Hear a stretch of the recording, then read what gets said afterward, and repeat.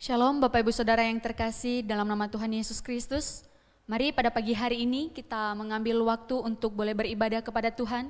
Mari saya undang Bapak Ibu Saudara sekalian, baik yang ada di rumah, mari kita berdiri. Kita akan mendengarkan panggilan ibadah kita untuk pagi hari ini.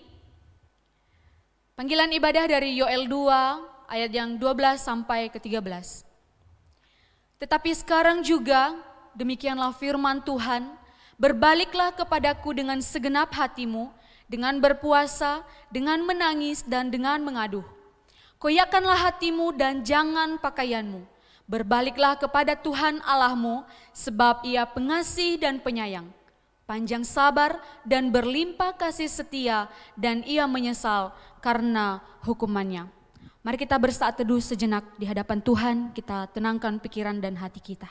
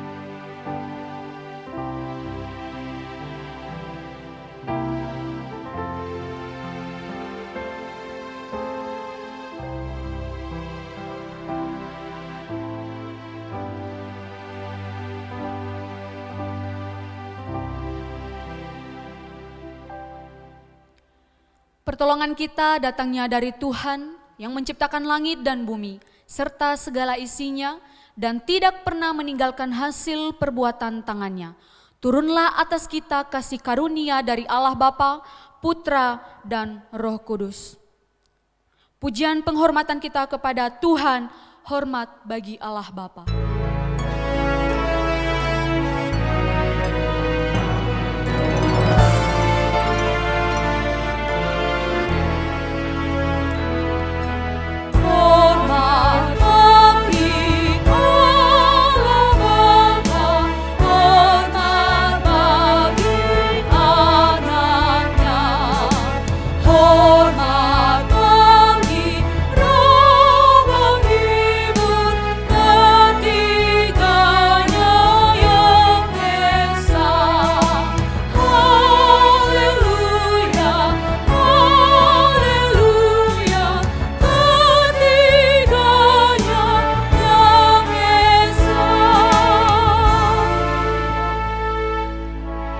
Berdoa.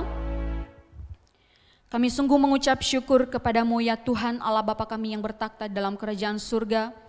Jikalau pada pagi hari ini ya Tuhan kami boleh berkumpul untuk boleh menikmati hadirat-Mu, untuk boleh datang beribadah kepadamu. Sungguh kami bersyukur jikalau 1 minggu lamanya Tuhan sudah menolong. Dan pada pagi hari ini Tuhan berikan kami kerinduan untuk boleh datang menikmati Engkau. Tuhan, namun sebelumnya kami memohon pengampunan yang daripada Tuhan. Kami menyadari banyak kesalahan, pelanggaran, dan dosa yang kami lakukan di hadapan Tuhan. Kami sering menyakiti hati-Mu ya Tuhan. Ampunilah sekiranya kami, sehingga kami boleh dilayakkan oleh Tuhan beribadah kepadamu pada pagi hari ini.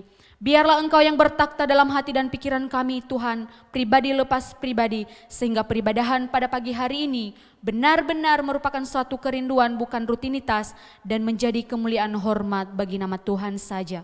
Di dalam nama Tuhan Yesus Kristus kami sudah berdoa dan kami bersyukur. Amin. Bapak Ibu Saudara, saya persilakan untuk duduk kembali. Tuhan kita adalah Allah yang sangat mencintai kita, Allah yang sangat mengasihi kita, dan kasih-Nya terbukti dalam kehidupan kita. Mari pada pagi hari ini kita mau memuji Dia, katakan kasih Allahku sungguh telah terbukti.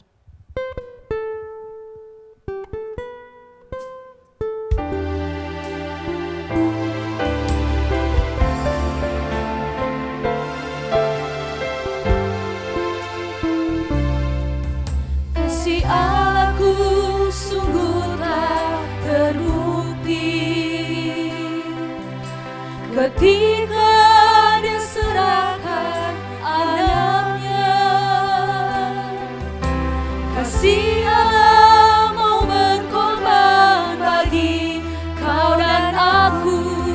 Tak ada kasih seperti kasih-Mu.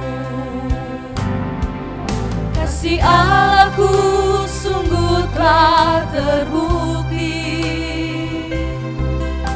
ketika Dia serahkan anaknya. Kasih Allah mau berkorban bagi kau dan aku. Tak ada kasih seperti kasih-Nya. Bersyukur, bersyukur, bersyukurlah, bersyukur karena kasih setia-Mu. Ku sembah, ku sembah, ku sembah dan ku sembah. Selama hidupku ku sembah Kau Tuhan.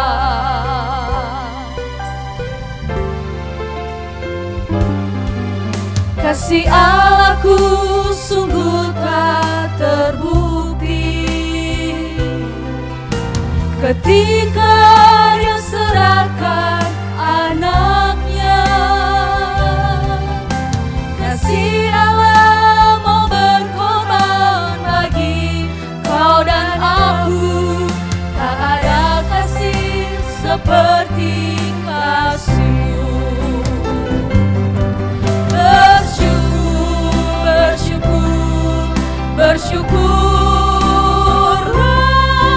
bersyukur karena kasih setia-Mu. Ku sembah, ku sembah, ku sembah dan ku sembah. Selama hidupku ku sembah Kau Tuhan. Bersyukur, bersyukur, bersyukurlah, bersyukur karena kasih setia-Mu.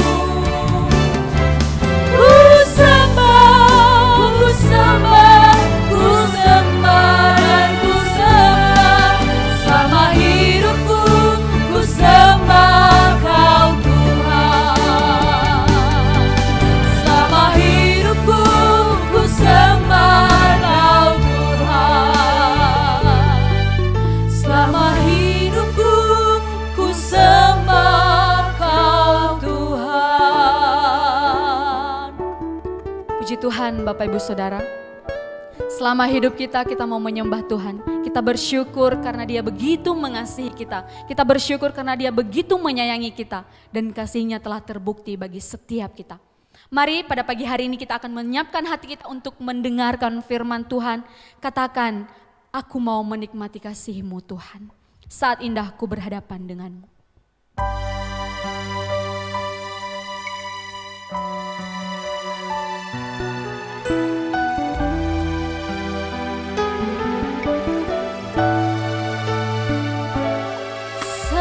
Saat indah ku berhadapan dengan-Mu, memandang wajah-Mu, Yesus kekasih jiwaku.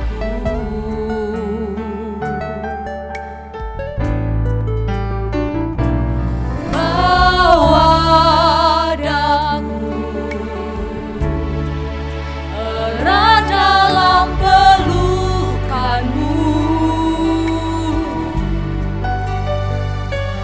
menikmati kasih dan indahnya hadirat.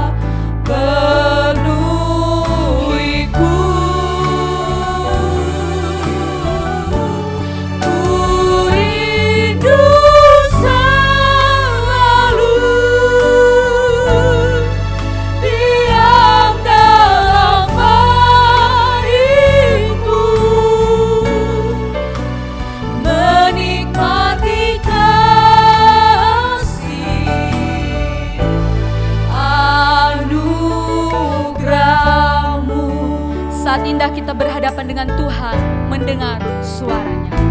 Saat indah ku berhadapan denganmu, mendengar suaramu, Yesus kekasih jiwaku. Bawa daku erat dalam pelukmu Tuhan. Bawa daku erat dalam pelukanmu,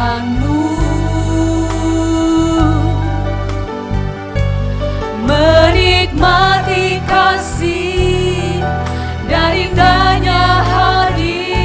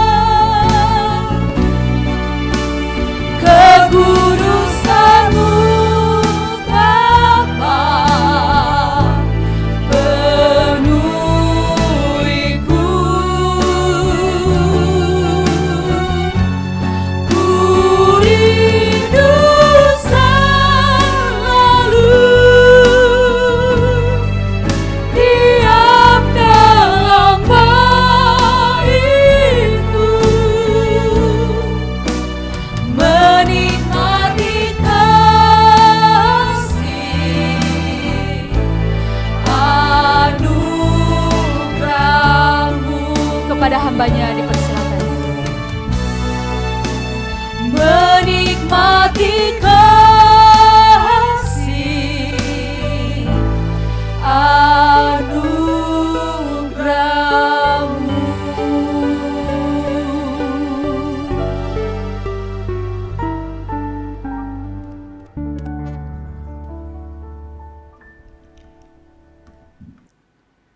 Di era yang membuat kami ini galau ya Tuhan, biarlah syair daripada pujian tadi itu boleh kami alami. Biarlah kami boleh mengalami pelukan Tuhan. Dan biarlah kami boleh menatap hari esok hanya berdasarkan kepada pegangan tangan Tuhan kepada kami. Sekarang lewat sabda-Mu, berbicaralah kepada kami ya Tuhan. Hanya di dalam nama Tuhan Yesus kami berdoa. Amin. Jemaat yang disayang oleh Tuhan, Shalom. 8 bulan lebih sudah kita jalani di dalam era pandemi ini. Tentunya kita berharap ini segera bisa berlalu. Tapi kapan akan selesai, kita semua tidak tahu. Lalu terus bagaimana kita menjalani hari-hari selanjutnya? Sebagian dari kita merasa baik-baik saja. Tetapi sebagian dari kita sudah merasakan harus bagaimana ke depannya ini. Nah, biarlah firman yang akan kita pelajari sebentar ini boleh menjadi satu bimbingan buat kita. Boleh menjadi kayak rambu-rambu di dalam kehidupan kita untuk melangkah. Dan untuk itu Mari kita akan membaca firman Tuhan yang diambil dari kitab Bilangan pasalnya yang ke-13. Ada beberapa ayat yang saya akan bacakan buat kita sekalian. Bilangan 13, yang pertama diambil dari ayat 1 dan 2. Ayat 1 dan 2. Dengarkanlah begini bunyi firman Tuhan. Tuhan berfirman kepada Musa, suruhlah beberapa orang mengintai tanah Kanaan yang akan kuberikan kepada orang Israel. Dari setiap suku nenek moyang mereka haruslah kau suruh seorang, semuanya pemimpin-pemimpin di antara mereka. Yang berikutnya dari ayat 25 sampai ayat 33. Sesudah lewat 40 hari, pulanglah mereka dari pengintaian negeri itu, dan langsung datang kepada Musa, Harun, dan segenap umat Israel di Kadesi di padang gurun Paran. Mereka membawa pulang kabar kepada keduanya dan kepada segenap umat itu, dan memperlihatkan kepada sekaliannya hasil negeri itu. Mereka menceritakan kepadanya, kami sudah masuk ke negeri kemana kau suruh kami, dan memang negeri itu berlimpah-limpah susu dan madunya, dan inilah hasilnya. Hanya bangsa yang diam di negeri itu kuat-kuat, dan kota-kotanya berkubu dan sangat besar. Juga keturunan Enak telah kami lihat di sana. Orang Amalek diam di tanah Negeb, orang Het, orang Yebus, orang Amori diam di pegunungan, orang Kanaan diam di sepanjang laut dan sepanjang tepi sungai Yordan. Kemudian Kaleb mencoba menenteramkan hati bangsa itu di hadapan Musa, katanya, tidak, kita akan maju dan menduduki negeri itu, sebab kita pasti akan mengalahkannya. Tetapi orang-orang yang pergi ke sana bersama-sama dengan dia berkata, kita tidak dapat maju menyerang bangsa itu, karena mereka lebih kuat daripada kita. Juga mereka menyampaikan kabar kepada orang Israel, kabar busuk tentang negeri yang diintai mereka dengan berkata, negeri yang telah kami lalui untuk diintai adalah suatu negeri yang memakan penduduknya. Dan semua orang yang kami lihat di sana adalah orang-orang yang tinggi-tinggi perawakannya. Juga kami lihat di sana orang-orang raksasa, orang Enak yang berasal dari orang-orang raksasa. Dan kami lihat diri kami seperti belalang. Dan demikian juga mereka terhadap kami. Perikop yang terakhir saya bacakan dari Bilangan pasal 14 ayat yang ke-6 sampai dengan 9. Tetapi Yosua bin Nun, Kaleb bin Yefun, yang termasuk orang-orang yang telah mengintai negeri itu, mengoyakkan pakaiannya dan berkata kepada segenap umat Israel, negeri yang kami lalui untuk diintai itu adalah luar biasa baiknya. Jika Tuhan berkenan kepada kita, maka Ia, yaitu Tuhan, akan membawa kita masuk ke negeri itu dan akan memberikannya kepada kita, suatu negeri yang berlimpah-limpah susu dan madunya. Hanya janganlah memberontak kepada Tuhan. Janganlah takut kepada bangsa-bangsa negeri itu, sebab mereka akan kita telan habis. Yang melindungi mereka sudah meninggalkan mereka, sedang Tuhan menyertai kita. Janganlah takut kepada mereka.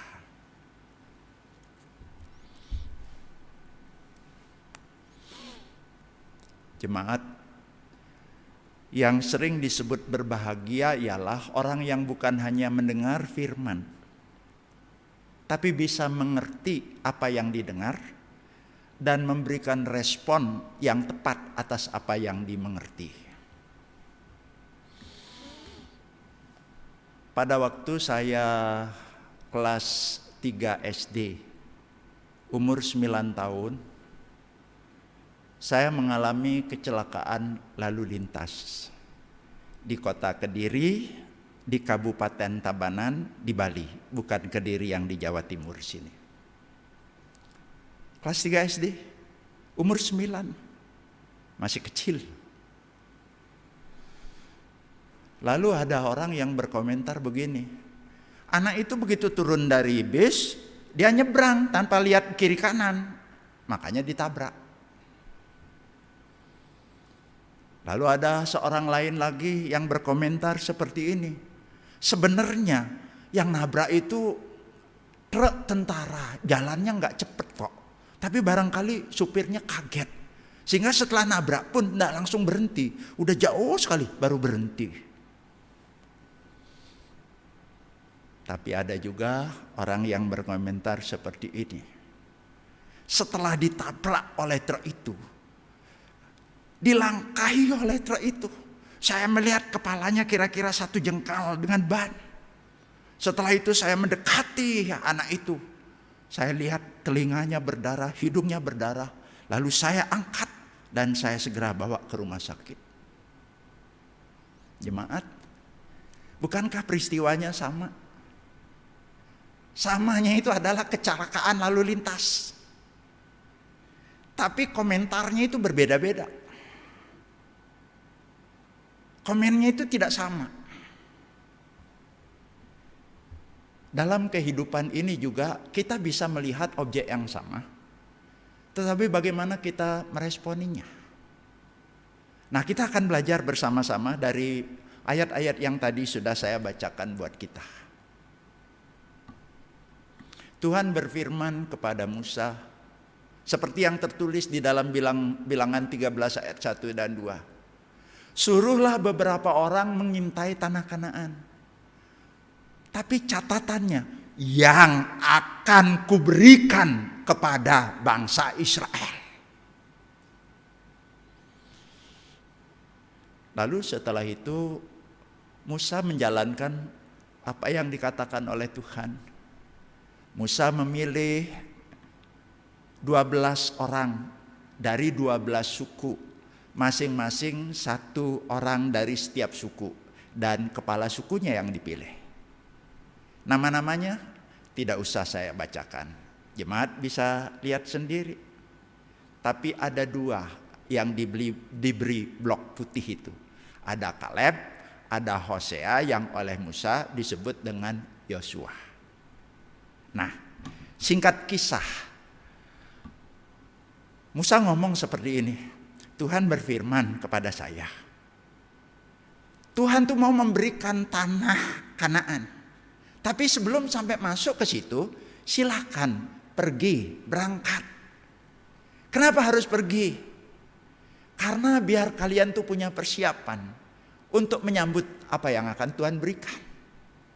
Tolong ya, kalau nanti kalian sudah berangkat, saya meminta ada 3 hal yang dilihat. Yang pertama, bagaimana militernya? Apakah kuat?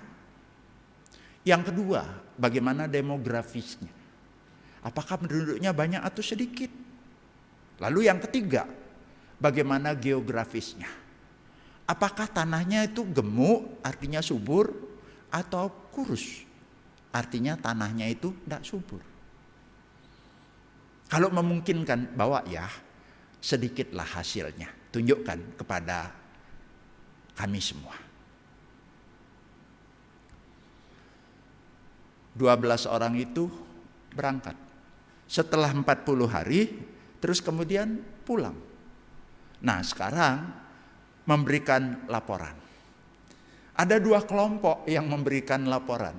Yang satu saya sebut sebagai kelompok besar, yang terdiri dari 10 orang, di luar daripada Kaleb dan Yosua.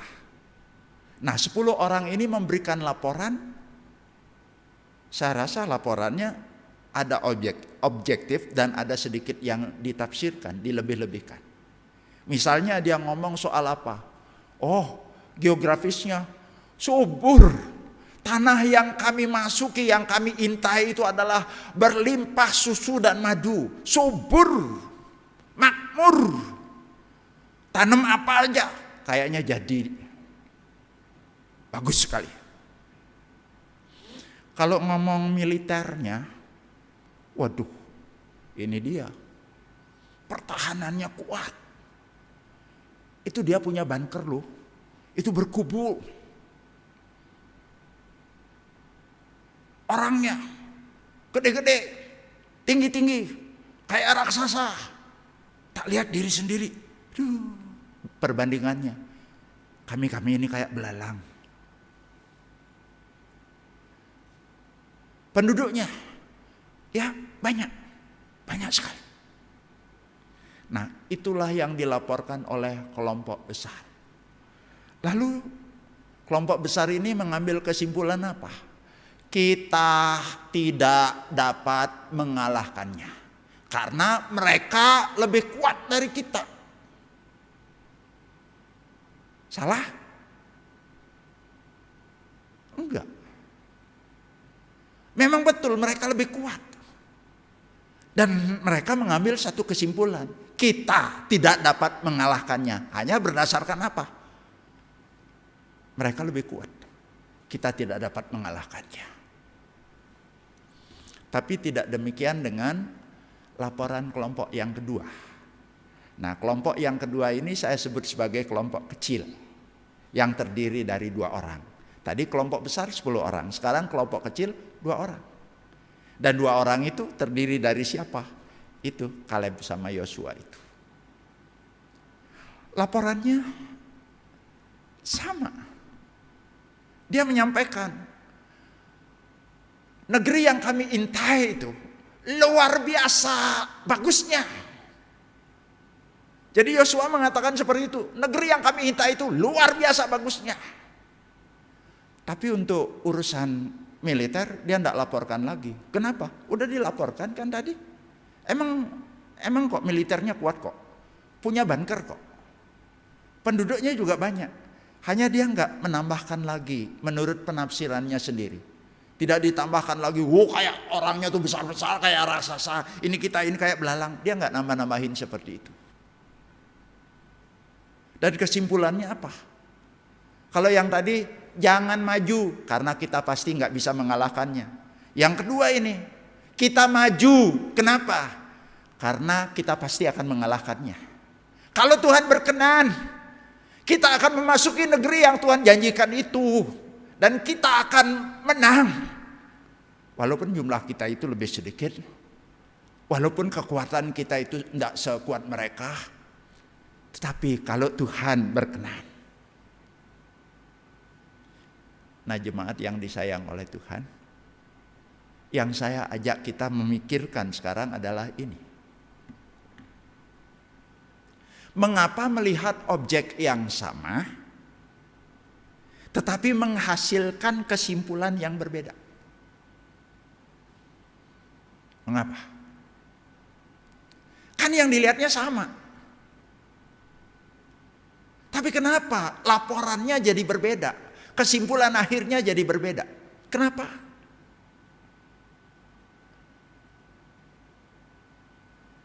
Kalau dalam kasus saya di dalam pembukaan tadi itu, saya mengalami kecelakaan lalu lintas. Sama kan peristiwanya, ada seorang anak ditabrak mobil gitu kan. Tapi komennya itu lain-lain kan. Kenapa? Karena yang satu komen melihat dari sudut sini. Begitu anak itu turun dari mobil bis, kemudian dia nyebrang dan ditabrak mobil. Tuh. Yang satunya lagi melihat dari sudut pandang sana. Ada truk tentara yang lewat, jalannya nggak terlalu cepat, tetapi supirnya tuh kaget, nggak sempet ngerem. Setelah nabrak pun masih jalan sampai jauh baru ngerem. Karena dia melihat dari sudut situ. Yang satunya lagi melihat langsung, Dengan kata lain, yang satu melihat persis menjelang tabrakan, yang satu proses tabrakannya, yang satu setelahnya. Dalam kasus saya seperti itu, sudut pandangnya yang berbeda. Dalam kasus ini kenapa hasilnya berbeda? Ayo coba lihat gambar ini.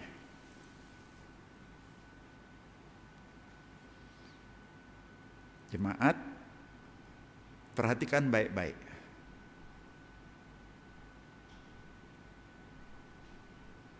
Kalau saja jemaat ada di dalam gedung gereja, saya akan tanya dan saya akan minta angkat tangan.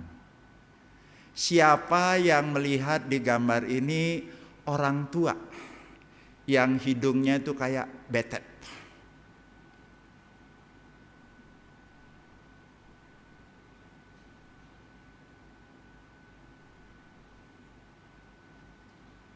Atau yang berikutnya lagi, siapa yang melihat gambar ini bukan orang tua, gadis cantik? Ada yang angkat tangan. Bukankah gambarnya sama? Kenapa bisa melihat berbeda? Nah, ini berbicara tentang sudut pandang.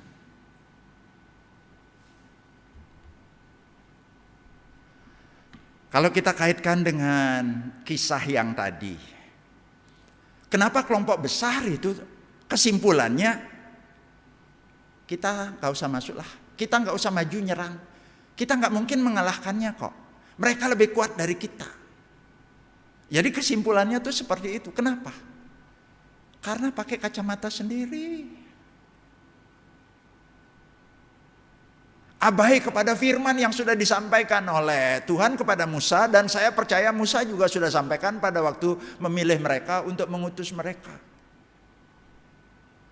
Tapi kenapa kelompok kecil yang terdiri dari 2 orang itu melihat hal yang sama, tetapi kesimpulannya berbeda? Kenapa? Jawabannya sederhana.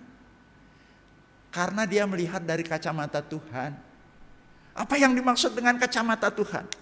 Saya percaya pada waktu Tuhan berfirman kepada Musa dan Musa ngomong kepada Tuhan, dia perhatikan tuh baik-baik. Suruhlah beberapa orang mengintai tanah Kanaan yang akan kuberikan kepada orang Israel. Inilah yang dimaksud dengan melihat dari kacamata Tuhan. Jadi 2 orang ini, dia berpegang baik-baik, Tuhan sudah janji akan memberikan ini. Dan kalau sudah Tuhan sudah janji, maka apa yang Tuhan janjikan pasti Tuhan akan genapi. Kesulitan macam apapun, Tuhan beserta dengan kita kok. Kalau Tuhan sudah bersama-sama dengan kita, Tuhan akan menjadikan apa yang memang Tuhan mau. Itu sebabnya Yosua kan ngomong, Tuhan menyertai kita. Tuhan menyertai kita. Yang menyertai mereka sudah meninggalkan mereka. Tuhan menyertai kita. Inilah jemaat yang membuat kenapa melihat objek yang sama tetapi menghasilkan kesimpulan yang berbeda.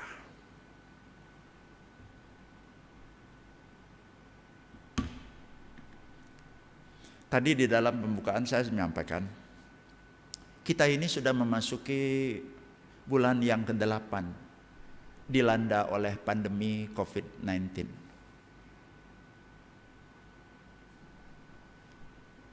Berbulan-bulan kita lewati dan kita mengalami ketakutan. Ketakutannya banyak, tetapi kalau saya kelompokkan, ada di antara kita ini takut kesehatan kita terancam, bukan?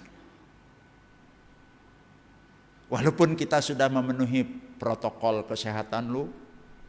Tadi saya waktu mau masuk ke gereja ini langsung ditunjukin, cuci tangan Pak. Padahal tangan saya bersih kok. Saya cuci tangan saudara. Udah gitu, begitu masuk saya ditembak saudara. Lolos saudara. Saya memperhatikan protokol itu. Saya masuk ke ruangan ini juga pakai masker saudara, kecuali mau khotbah, ya saya lepas. Tapi setelah memperhatikan kesehatan ini, apakah hati ini enggak takut? Tetap takut, terancam. Kenapa? Saya sudah lihat kok, ada teman yang lebih muda dari saya umurnya, kena COVID. Ada orang yang beberapa tahun di atas saya, itu jemaat yang pernah saya layani dulu. Saya dengar kena COVID, meninggal. Kalau yang satunya lagi udah usia sekian meninggal, udah sepuh, ya emang udah waktunya lah. Tapi yang ini hanya beberapa tahun di atas saya, meninggal. Ya ada perasaan takut. Takut terpapar COVID. Ini siapa tahu di antara kita ada OTG. Takut. Mau salaman kita takut. Mau ketemu sama orang kita takut. Tapi kan kita nggak bisa terus sembunyi seperti ini. Nah terus bagaimana cara kita menghadapi hari esok? Apakah kita terus akan mengurung diri? Apakah kita akan terus misalnya menghindari apa yang memang harusnya kita lakukan? Hanya kenapa? Hanya karena ketakutan saja.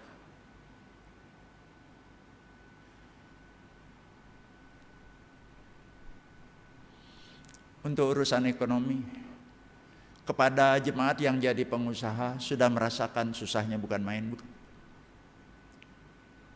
Rasanya mengemudikan ini kapal besar usaha ini rasanya sudah begitu susah. Ada karyawan yang sudah diminta untuk datang seminggunya hanya berapa hari saja. Ada juga karyawan kontrak yang sudah tidak diperpanjang lagi. Oke, sampai saat ini masih bisa bertahan. Tapi ke depannya bagaimana? Bisa bertahan sampai kapan?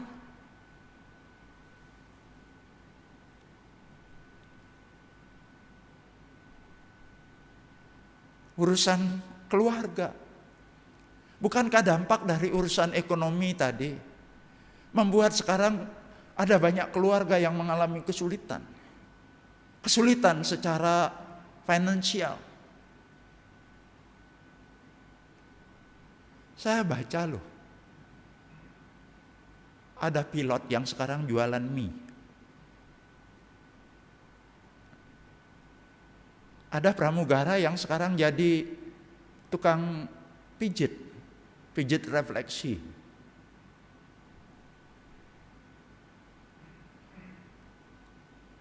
Ada pilot Air Asia yang nge-Grab. Saudara bayangkan dari penghasilan yang tadinya begitu besar, sekarang tiba-tiba saja kecil. Keluarga menjerit. Yang tadinya kerja, bukan karena dia nggak jujur, tetapi dipaksa untuk apa? Mengundurkan diri dari perusahaan. Bahasa lainnya di PHK. Di PHK satu orang. Tapi mulut di rumah itu loh. Ada paling tidak 2 atau 3 orang lagi yang menunggu makanan. Belum lagi mikirin untuk tetap sekolah kan, tetap bayar kan. Ngomong selain dari yang 3 ini saya tambahkan satu lagi. Berkaitan dengan urusan kita bergereja. Sekarang kita masih bisa ibadah di rumah masing-masing. Tapi ada beberapa gereja yang sekarang sudah mulai uji coba onsite. Dimulai dari jumlah yang terbatas. Tapi pada waktu ibadah ada orang yang nyelonong. Oh dilihat, loh ini kok kebaktian ini. Terus akhirnya nyelonong. Mau gak diterima bagaimana? Oh ini rumah Allah kan. Diterima. Ini siapa? Takut lagi tuh. Oke. Tapi mari kita lihat ke depannya. Akan bagaimana? Benar-benar akan mengalami kesulitan. Nah, saya rasa poin ini bisa ditambahkan lagi. Selain urusan kesehatan, urusan ekonomi, urusan keluarga, urusan bergereja, urusan yang lainnya lagi, kita bisa tambahkan. Tapi apapun, terus sekarang bagaimana caranya kita itu menyikapinya? Bagaimana kita menghadapinya? Karena nggak tahu akan berapa lama. Kita nggak tahu. Bagaimana kita menghadapi hari esok?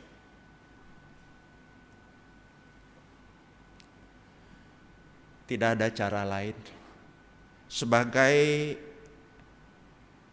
orang Kristen yang sudah mengaku percaya kepada Tuhan, ya kita belajar pakai kacamata Tuhan. Yang saya maksud dengan pakai kacamata Tuhan itu adalah, mari kita teropong masa depan itu berdasarkan apa kata firman, apa kata Alkitab. Sebagai contoh misalnya, kalau ngomong sakit, apa sih kata Alkitab? Yakobus pasal 5 memberitahukan kalau ada yang sakit, panggil penatua. Minta didoakan. Oke. Kalau sudah berdoa, terus masih belum dijawab, bagaimana? Bukankah Tuhan Yesus pernah mengajarkan tentang doa? Minta, cari, ketuk. Minta, ya terus memohon. Cari, ya kerjakan tanggung jawab kemanusiaan. Ketuk, lakukan itu dengan tekun. Dengan kata lain, kalau udah sakit, ya udah. Tanggung jawab kemanusiaan, ya bawa ke dokter. Selain daripada berdoa. Terus, bagaimana? Ya syukur kalau misalnya yang sakit itu sembuh. Itu yang kita mau. Tapi faktanya, kan ada yang sakit tidak sembuh-sembuh. Bahkan meninggal kan. Kalau misalnya kita dalam posisi yang COVID loh saat ini, atau anggota kita, anak misalnya yang sekarang ini sedang ada di rumah sakit. Kami di perkumpulan keluarga Kari sekarang ini sedang menyelenggarakan premarital camp. Premarital class sekarang. Terus pesertanya ada yang kena COVID. Dan dari rumah sakit, dari ranjang rumah sakit, dia bisa mengikuti. Saya salut karena anak itu masih mau, walaupun sakit, tapi dari rumah sakit dia bisa mengikutinya. Tapi saya membayangkan bagaimana perasaan mamahnya, papahnya. Lihat anaknya sakit seperti itu. Bisa sembuh? Ya berharap. Berharap. Tapi bagaimana kalau misalnya kita udah doa, kita udah berusaha ke dokter, bahkan dirawat di rumah sakit. Tuhan bilang akan memberikan yang baik menurut Tuhan. Nah, yang baik menurut Tuhan itu ternyata berbeda-beda bagi masing-masing orang. Ada yang menurut Tuhan itu, loh ini sakit, ya baik menurut Tuhan dikasih sembuh, ya disembuhkan. Tapi ada orang yang baik menurut Tuhan, setelah sakit disembuhkan sama sekali dari sakitnya. Apa maksudnya? Nggak sakit-sakit lagi. Kan buat orang yang sembuh, tuh Tuhan itu dari dulu katanya nggak berubah sama. Kenapa sakitnya sama? Dia sembuh terus ini enggak, Tuhan kenapa? Nah, pada waktu kita memahami perkataan Yesus, Tuhan akan memberikan yang baik. Yang baik menurut Tuhan. Ada orang yang menurut Tuhan itu udah purna nih. Udah beres tugasnya di dunia ini ya. Tuhan justru mau membebaskan. Baik. Walaupun bagi keluarga itu selalu rasanya kecepatan. Tapi pada waktu kita bisa berpegang pada firman Tuhan, kita akan tenang kok menjalani. Saya berharap saya sehat. Saya sehat terus. Tapi saya nggak tahu. Kalau suatu saat nanti sakit bagaimana? Yang tadi tak kerjain, pasti anggota keluarga saya mengerjakan. Tapi terakhir saya akan berpegang pada Mazmur 41 ayat 4. Tuhan membantu dia di ranjangnya pada waktu sakit, dan di tempat tidurnya Tuhan pulihkannya sama sekali dari sakitnya. Itu kalau sembuh dalam arti yang saya mau, ya syukur. Kalau sampai juga nanti Tuhan misalnya menyembuhkan sama sekali, artinya tidak sakit-sakit lagi, ya udah ketemu sama Bapa di sorga. Nah, kalau saja kita menyikapi, oke. Ini pandemi seperti ini, yang penting saya udah jaga kesehatan. Kalau udah jaga, sakit gimana? Ya tak kerjakan bagiannya. Berobat, perlu meriksa, perlu dirawat. Kalau udah seperti itu, terus nanti bagaimana? Ya sudah, kita tinggal tunggu aja. Apa yang ini? Itu maksudnya berpegang pada firman Tuhan.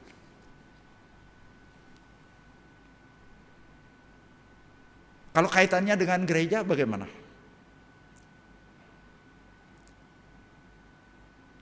Saya sendiri beberapa hari yang lalu sambil jalan pagi saya ngomong sama istri saya seperti ini.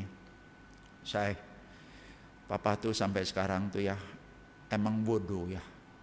Nggak ngerti sebenarnya melalui pandemi ini Tuhan tuh mau mengajarkan apa buat papa pribadi. Sambil jalan kaki. Nah, karena terus bergumul di hadapan Tuhan, sebenarnya Tuhan mau mengajarkan apa? Satu kali saya bersaat teduh berkaitan dengan akhir zaman. Tanda-tandanya itu apa? Dibilang akan ada gempa bumi, terus kemudian kelaparan, perang, ya banjir, begitu ya. Oh itu udah. Tapi Tuhan baru bilang itu permulaan. Berarti semuanya ini udah jadi ya. Tsunami ya, kelaparan, perang, banjir itu sudah. Itu permulaan. Terus saya coba cari lagi di 2 Timotius 3. Itu tentang apa? Tentang keadaan manusia pada akhir zaman. Akan ada masa yang sukar. Terus justru orang yang beribadah kepada Tuhan akan menderita aniaya. Saya coba renungkan gitu. Sukar apa ini? Saya tidak bernubuat saudara. Tapi saya membayangkan ya. Suatu saat kita tidak akan bisa leluasa lagi untuk beribadah di gereja. Mungkin gereja tempat kita beribadah nanti akan hancur atau dihancurkan. Pada waktu itu kita akan bingung kan. Nah, bisakah kita menyadari bahwa pandemi ini adalah latihan yang Tuhan izinkan? Jadi melalui pandemi ini Tuhan sebenarnya sedang melatih kita. Melatih kita untuk apa? Andai kata suatu saat gereja dihancurkan dan tidak bisa lagi beribadah ke gereja. Tapi pada waktu itu saya tetap bisa beribadah lewat anugerah yang lainnya. Jadi ini latihan yang Tuhan berikan. Itu sebabnya jemaat, kalau misalnya gereja masih belum membuka ibadah onsite, udah jangan berkeluh kesah, jangan protes-protes kepada hamba Tuhan, kepada majelis, kapan, enggak usah. Jalani saja keadaan ini. Berapa lama? Enggak tahu, karena Tuhan yang paling tahu seberapa lama kita perlu latihan. Karena kalau misalnya nanti terjadi yang sesungguhnya, kesulitan itu terjadi, penganiayaan itu terjadi, tapi setelah melewati latihan ini, kita tidak akan bersungut-sungut, tapi kita akan tenang menatap hari esok. Kenapa? Karena kita tahu, aku beserta engkau. Yang paling penting itu adalah Tuhan bersama-sama dengan kita. Yang mengalami kesulitan ekonomi, ayo berpegang kepada janji Tuhan. Habakuk pernah bingung di dalam hidupnya setelah mendengar bahwa nanti akan ada penyerangan dari Babel. Dan pada waktu itu kambing domba terhalau sudah, lembu sapi tak ada, terus anggur tidak berbuah, pohon zaitun mengecewakan. Tapi ada satu kalimat yang mengatakan, Tuhan akan memberikan kepadaku kaki rusa yang berjejak di bukit-bukit. Rusa itu binatang kecil, kakinya kecil, tetapi punya kesanggupan luar biasa untuk mendeteksi bahaya yang ada di sekitar. Dia tidak perlu belokkan kepalanya untuk mendeteksi, karena telinganya itu bisa belok-belok sendiri, dia bisa langsung nangkep bahayanya. Matanya dia itu bisa melihat, yang ini ngelihat 180 derajat di sebelah kanan, yang ini 180 derajat di sebelah kiri. Nyaris dia bisa melihat 360 derajat. Kemudian kakinya walaupun kecil, tetapi dia bisa menghentakkan kakinya, sehingga pada waktu mau diterkam dia bisa loncat. Kadang-kadang dia siksa kiri kanan. Ayo teman-teman yang jadi pengusaha, kita pegang janji Tuhan ini. Usaha itu loh titipan dari Tuhan. Bukan punya jemaat, tapi punya Tuhan yang dititipkan kepada jemaat. Dan pegang bahwa Tuhan akan berjanji memberikan kaki rusa, kelincahan di dalam bergerak. Justru di saat seperti ini kita perlu mengalami bagaimana Tuhan bisa menolong. dalam kehidupan berkeluarga. Ayo kita kembali berpegang pada firman Tuhan. Nah, jemaat yang disayang oleh Tuhan, saya mengajak kita semua untuk menghadapi hari esok dengan tenang, dengan berpegang pada janji Tuhan, bahwa Tuhan menyertai kita.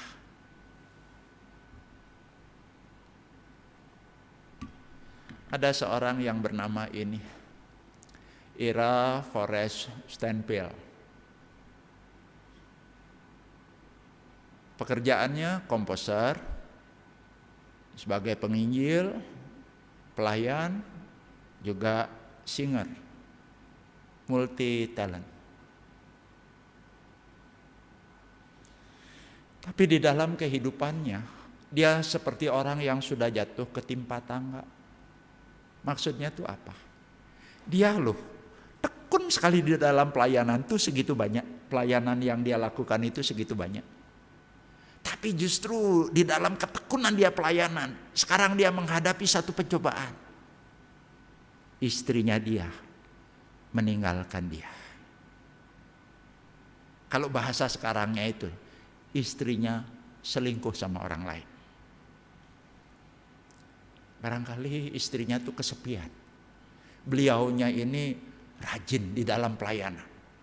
Lalu istrinya merasa tidak dilayani dengan bagus dan ada orang lain yang menggoda.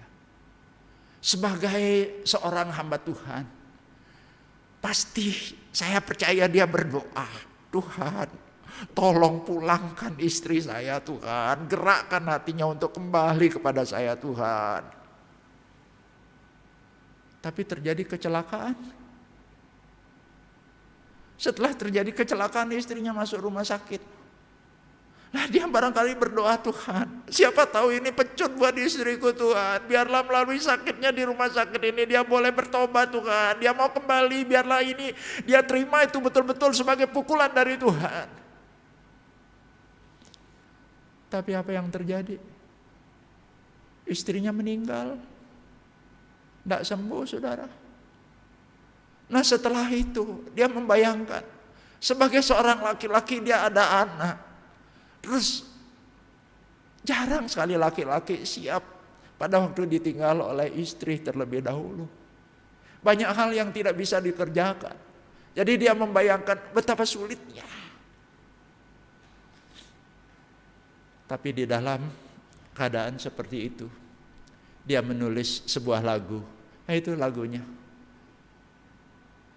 I know who holds tomorrow. Ku tak tahu hari esokku, ku hanya tahu berlalu. Saya tidak tahu besok itu mau terang atau gelap. Saya nggak tahu. Tapi saya gak akan khawatir menghadapi hari depan. Kenapa? Karena saya tahu janji Tuhan. Oleh sebab itu saya akan bersandar kepada Tuhan. Kenapa? Karena Tuhan yang saya sandari itu adalah Tuhan yang Maha Tahu. Itu sebabnya di dalam refnya dia mengatakan, esok banyak perihal yang akan terjadi meski saya tidak tahu. Tetapi saya tahu satu hal, siapa yang menjadi penguasa. Dia, yaitu Tuhan yang menjadi pemimpin di dalam kehidupan saya. Mari jemaat, kita memang bukan beliau. Kita juga tidak memiliki pengalaman seperti beliau. Tapi saya tidak tahu pergumulan apa yang saat ini kita punya. Hanya ingat ya satu hal. Tuhan sudah berjanji menyertai. Biarlah kita boleh berpegang kepada penyertaan Tuhan itu. Apapun yang terjadi, terjadilah. Yang paling penting Tuhan bersama-sama dengan saya. Mari kita tundukkan kepala.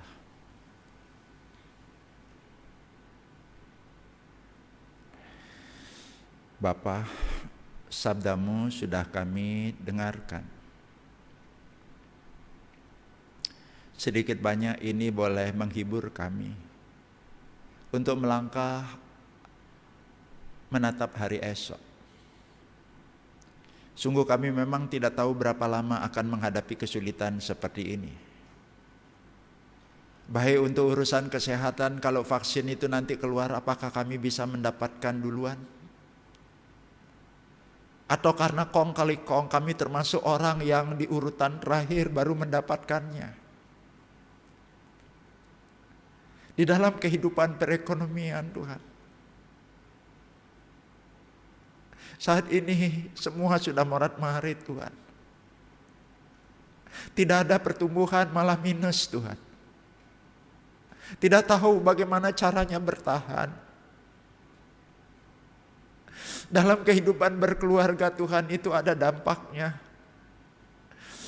Kami memang tidak mengalami PHK, tapi ada orang-orang yang sekarang kehilangan pekerjaan Tuhan lalu berdampak kepada anggota keluarganya.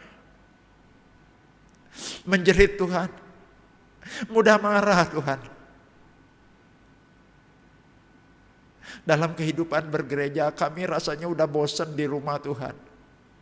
Walaupun kami sadar sesadar-sadarnya bahwa Tuhan itu maha hadir, bisa hadir di rumah juga kami boleh menyembahnya. Tetapi ternyata situasinya memang berbeda Tuhan.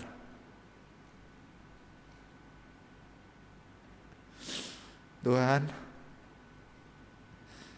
apapun kesulitan yang terpampang di depan kami sekarang mau belajar. Kami ingat-ingat firman-Mu. Pada waktu Roh Kudus mengingatkan kepada kami akan firman yang pernah kami baca, hafalkan. Itu betul-betul ya Tuhan jadi pegangan, jadi senjata di dalam kehidupan kami. Sekalipun keadaan tidak berubah menjadi lebih baik Tuhan. Tetapi Engkau tidak berubah dan bersama-sama dengan kami. Itulah ya Tuhan yang menjadi pengharapan dan pegangan kami Tuhan. Bersama dengan Engkaulah kami akan melangkah menghadapi hari esok itu. Tuhan, tangan kami bisa lelah dan tidak kuat memegang Engkau. Itu sebabnya tolong genggam kami, tolong pegang kami Tuhan. Karena Engkau tidak pernah lelah dan tidak akan pernah melepaskan kami. Ya Tuhan,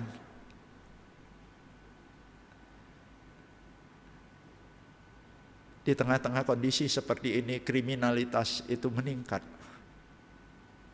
Tolong juga lindungi kami ya Tuhan, agar kami luput dari hal-hal yang jahat.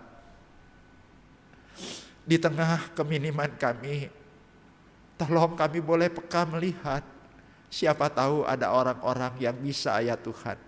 Kami boleh tolong mungkin bukan dengan uang kami, tapi dengan perhatian kami, dengan doa kami. Tuhan, kami juga mau berdoa untuk gereja, tempat di mana boleh menjadi anggota tubuh Kristus. Tolong berkati ya Tuhan, hamba Tuhan, pengurus rayon ya Tuhan. Karuniakan hikmat.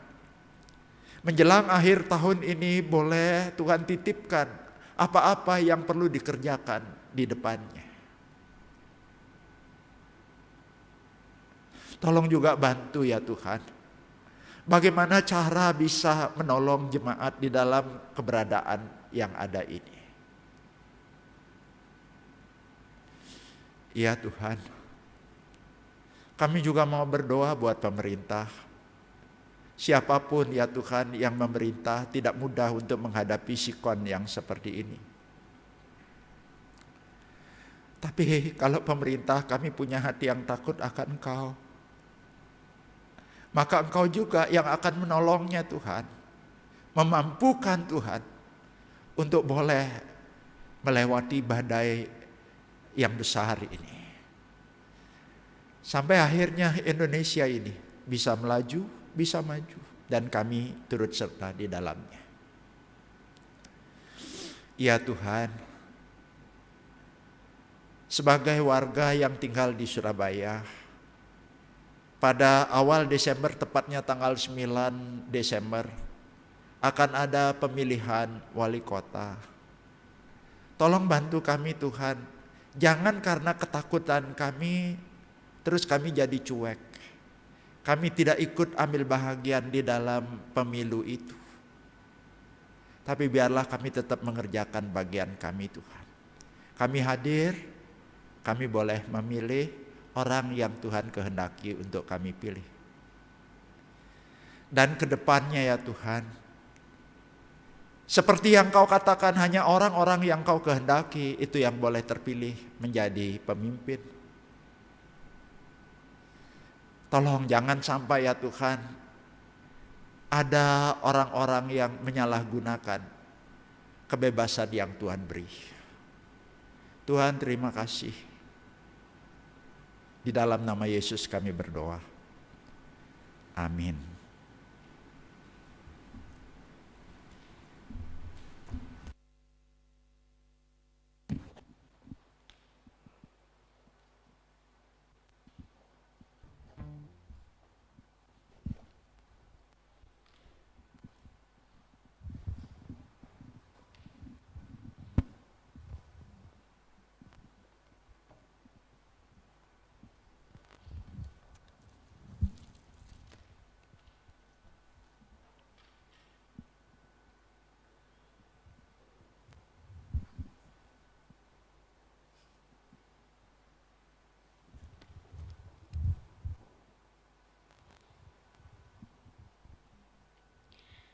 Jemaat Tuhan, kita sudah mendengarkan firman Tuhan.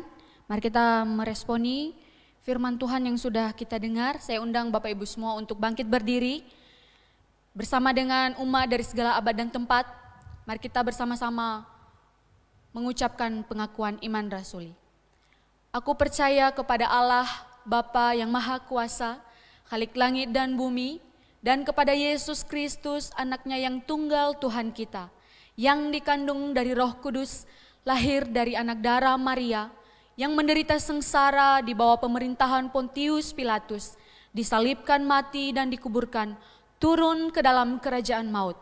Pada hari yang ketiga, bangkit pula dari antara orang mati, naik ke surga, duduk di sebelah kanan Allah, Bapa yang Maha Kuasa.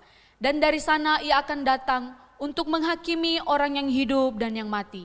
Aku percaya kepada Roh Kudus, gereja yang kudus dan am, persekutuan orang kudus, pengampunan dosa, kebangkitan tubuh, dan hidup yang kekal. Amin. Dipersilakan duduk kembali. Saatnya kita akan memberikan yang terbaik untuk Tuhan. Kita akan memberikan persembahan. Di layar Bapak Ibu Saudara akan ditampilkan untuk Bapak Ibu Saudara bisa mengirimkan persembahan dari rumah masing-masing. Kita pujikan, beri terbaikmu.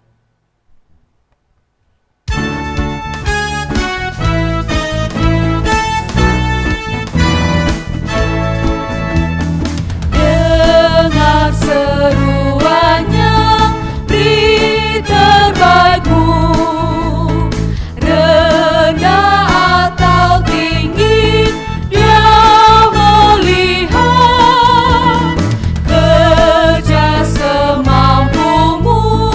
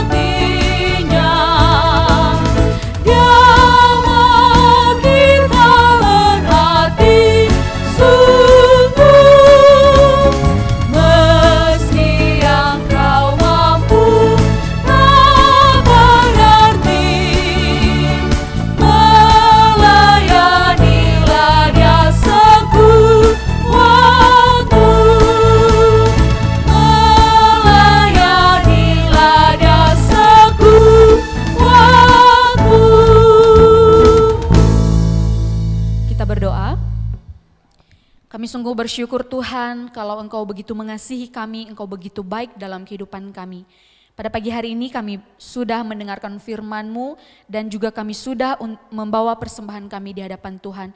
Biarlah setiap persembahan yang kami bawa di hadapan-Mu ya Tuhan benar-benar menjadi kemuliaan bagi nama-Mu dan Engkau memakai hamba-hamba-Mu yang mengelolanya, berikan kekuatan dan hikmat bijaksana sehingga boleh membantu pekerjaan-pekerjaan Tuhan di tempat ini.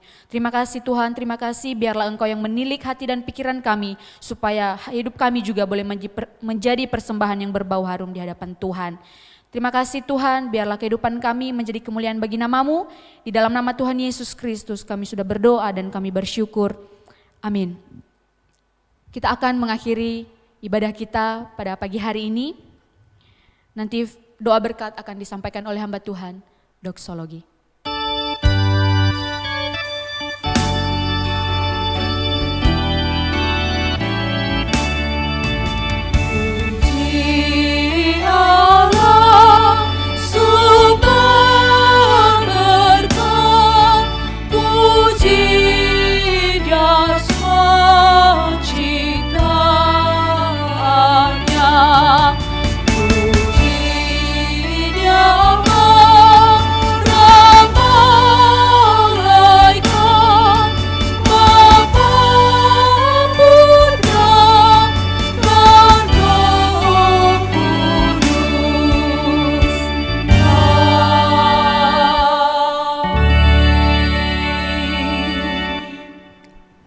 Jemaat, songsonglah hari esok, berbekalkan berkat dari Tuhan. Sekarang tundukkan kepala, tengadahkan hati, terima berkat. Allah Bapa yang adalah asal dan sumber segala sesuatu, boleh mencurahkan berkat jasmani rohani cukup buat saudara. Kasih sayang yang sempurna dari Yesus nantiasa mengalir di dalam kehidupan saudara, membuat saudara bisa mengasihi orang-orang yang ada di sekitar saudara. Roh Kudus, roh kebenaran, boleh memimpin saudara untuk menatap hari esok dengan kebenaran sabdanya. Roh Kudus, roh penghibur, senantiasa menghiburkan dan menguatkan saudara. Dari saat ini sampai Maranatha Tuhan datang kembali. Amin.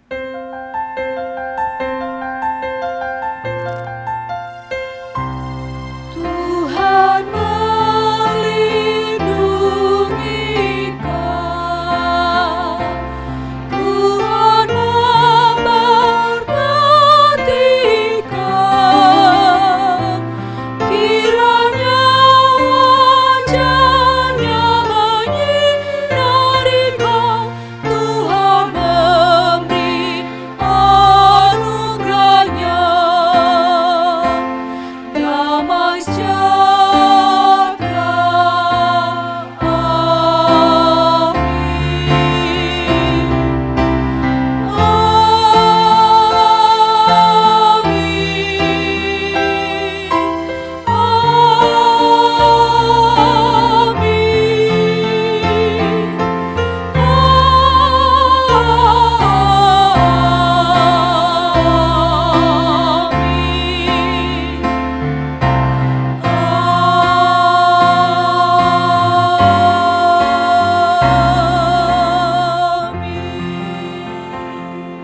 Jemaat dipersilakan duduk kembali, ibadah kita selesai, saat teduh Tuhan Yesus memberkati.